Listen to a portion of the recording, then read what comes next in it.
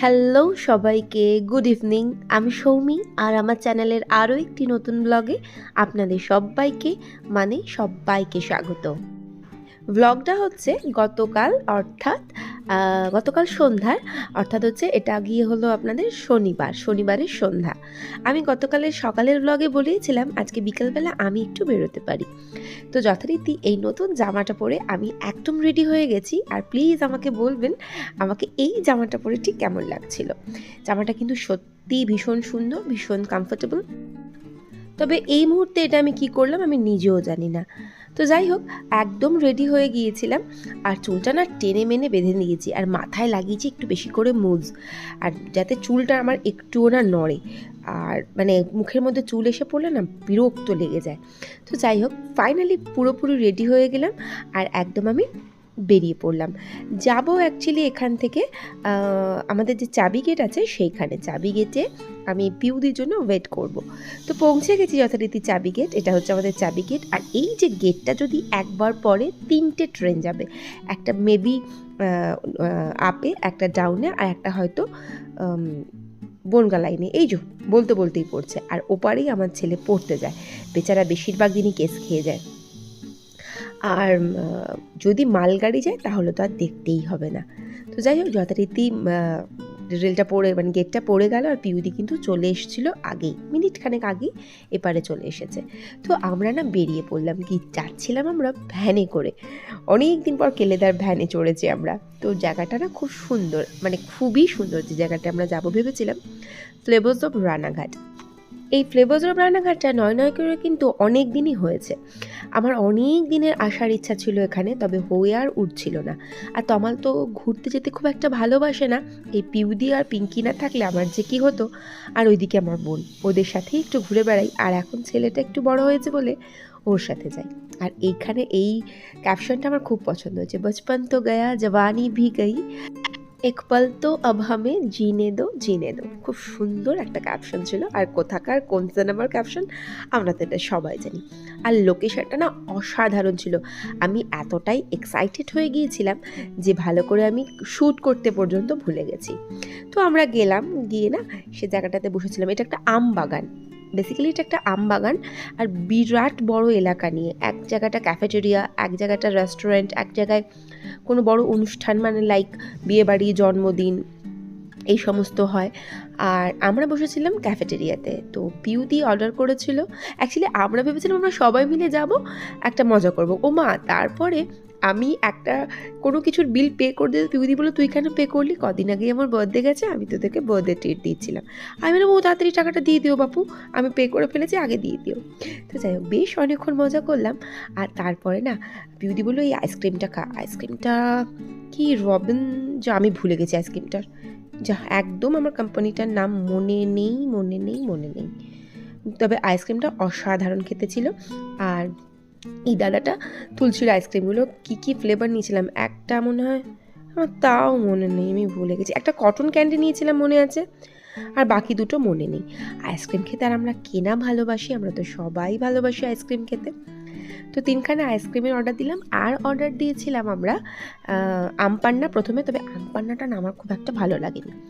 আর একটা চিজ বলের অর্ডার দিয়েছিলাম, ভেজ চিজ বল। আর একটা হচ্ছে কি ওই আলু ভাজাটাকে কি বলে, ওই ভুলে গেছি, এখন মনে নেই আমার। তো পিঙ্কি ভীষণ ভালোবাসে খেতে, সেই জন্য এটা পিঙ্কি। তো অনেকক্ষণ গল্প করলাম, অনেক দিন আমরা একসাথে আড্ডা মারিনি, ভালো লাগে জানেন তো। তো আর এটা ছিল না ওই যে এভারেস্ট জয় করে একজন মারা গেছেন আমাদের এখানকারেরই, ঠিক আমার পেছন পাড়ায় ওনার বাড়ি। আর তাই তাকে শ্রদ্ধার্থে ওটা হয়তো লাগিয়েছে, মানে ওটা দিয়ে দিয়েছে। আর এটা হচ্ছে আমার ছেলের স্কুলের পেছন দিক দিয়ে আমরা বাড়ি ফিরছিলাম। অ্যাকচুয়ালি এখান দিয়ে আমরা ফিরতাম না, আর এটা হচ্ছে বাইপাস, ওপর দিয়ে হাইওয়ে চলে গেছে আমাদের এখানকার। আর অ্যাকচুয়ালি এখানে ওই যে বললাম ফিরতাম না, আজকে না 21 তারিখে আমাদের বাড়ির ছোটো ছেলেটার বার্থডে। তো সেই জন্য ওর জন্য জামা কিনতে যাবো, প্যান্টালুন্স, এই ভেবে তো ওইখান থেকে সোজা চলে এসেছিলাম প্যান্টালুন্স। কিন্তু ভীষণ জোরে হঠাৎ হাওয়া দিচ্ছিল, ঝোড়ো একটা হাওয়া দিচ্ছিল। তবে প্যান্টালুন্স যাওয়ার লোভ সামলাতে পারলাম না। আর এই লোভের জন্য হলো একটা বিপদ বলছি। তো জিনিসপত্র ঘুরে ঘুরে দেখছিলাম, ছোটোটার জন্য একটা জিনিসও নিয়ে নিয়েছিলাম। আর তো প্যান্টালুন্সের আর একটা কথা, প্যান্টালুন্সে না খুব একটা আজকাল জিনিসপত্রগুলো না ভাল লাগে না, কেন কি জানি। আর যাই হোক, বিল করে যখন বেরোচ্ছি তখন বাইরের এই সিচুয়েশন, অসম্ভব জোরে বৃষ্টি পড়ছে। তো এই বৃষ্টির মধ্যে আমি আর টোটো তো পাচ্ছিলামই না। পিউদি তো যাবে একদম কাছেই, পিউদির ওপারে বাড়ি, পিউদি টুক করে চলে যাবে। তারপরে 3-4টে টোটো না করে একজন টোটো দাদাভাই আমাকে নিয়ে এলেন এখানে। তো বাড়ি চলে এলাম, পুরো ভিজে গেছি। আর আমার একটা টেনশন হচ্ছিল, জানালাটা কি বাবুই খুলে দিয়ে গেছিলো, ও পড়তে চলে গিয়েছিল। আর আমি যেহেতু বেরিয়েছিলাম, ও ঘরে সন্ধে টন্ধে দিয়ে পড়তে চলে গেছে। আর হ্যাঁ, একদম সমস্ত কিছু ভিজে গেছে, আমার বইটাও একটু হালকা ভিজে গেছে। তো ঝাপটা ফাপটা এসে একাকার কাণ্ড। তো তাড়াতাড়ি করে আমি জামাটা ছাড়িনি, আগে হুটোপাটা করে না চাদরটা তুলে দিলাম। দেখলাম যে না, তোষকটা ভেজেনি, তবে চাদর দুটোই ভিজে গেছে। হাওয়ায় মেলে দিলে শুকিয়ে যাবে, কোনো চিন্তা নেই। তবুও তাড়াতাড়ি করে আমি আগে বিছানাটা তুলে দিলাম। বাড়ি এসেই কাজ শুরু। তো তারপরে না ভাবলাম, তো মুখে তো চারটিখানি এটা ওটা লাগিয়ে গেছি, সেগুলো তো ভালো করে আগে ক্লিন করতে হবে। তো সেই জন্য আমি খুঁজে পাচ্ছিলাম না, তুলো খুঁজে পাচ্ছিলাম না। তো সেই তুলোটা আলমারির মধ্যেই ছিল, সেখান থেকে খানিকটা তুলো নিলাম। আর নিয়ে খুব ভালো করে আমি আমার যা মেকআপ ছিল সেগুলোকে ক্লিন করে নিচ্ছিলাম। এটা তো না করলেই নয়।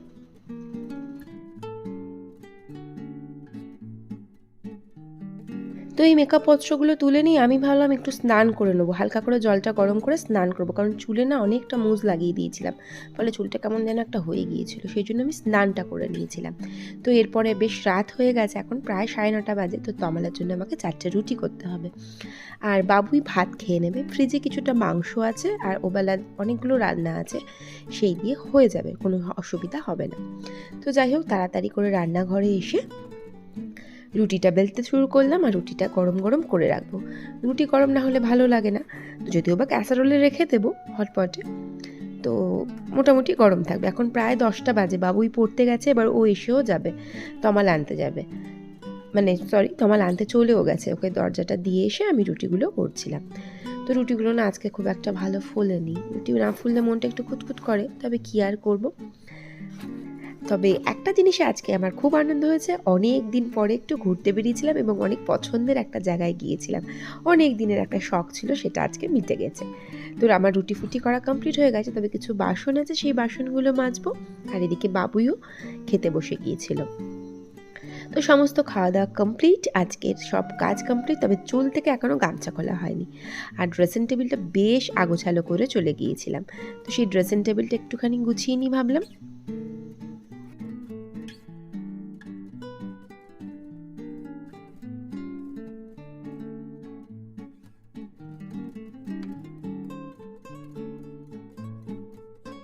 বড্ড বেশি যেহেতু ড্রেসিং টেবিলটা আগোছালো হয়ে গিয়েছিল, সেটা গুছিয়ে নিলাম।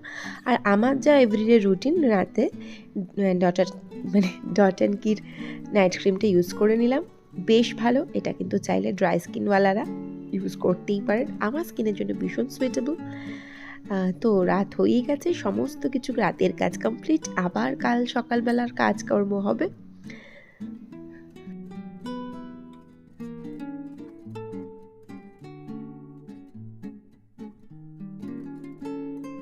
তো বাবুর সাথে একটু গল্প করছিলাম, ও আমার পেছনে খাটে বসে আছে, আমার সাথে বসে বসে গল্প করছে। ওকে বললাম একটু বিছানাটা করে দে, বলছে দিচ্ছি মামা, আপনি রেডি হয়ে নিন, তারপরে বিছানাটা করে দিচ্ছি। তো নাইট ক্রিমটা ইউজ করলাম, ঠোঁটের মধ্যে একটুখানি দিয়ে দিলাম লিপ বাম, হাতে লাগিয়ে নেবো একটুখানি ক্রিম। তো মোটামুটি সমস্ত কিছু কমপ্লিট। রাতের মতো না চুলটা না বেশ ভিজা আছে, তো চুলটা একটুখানি শুকিয়ে যাক, তারপরে শুয়ে পড়বা। যদি না শুকায় হালকা করে একটা বেনি বেঁধে নেব। তো ব্লগটা আজকে রাতের মতন এখানেই শেষ করলাম। ভালো লাগলে প্লিজ পাশে থেকে যাবেন। ভিডিওটা দেখার জন্য থ্যাংক ইউ সো মাচ। দেখা হচ্ছে নেক্সট ব্লগে। টিল দেন টাটা আর গুড নাইট।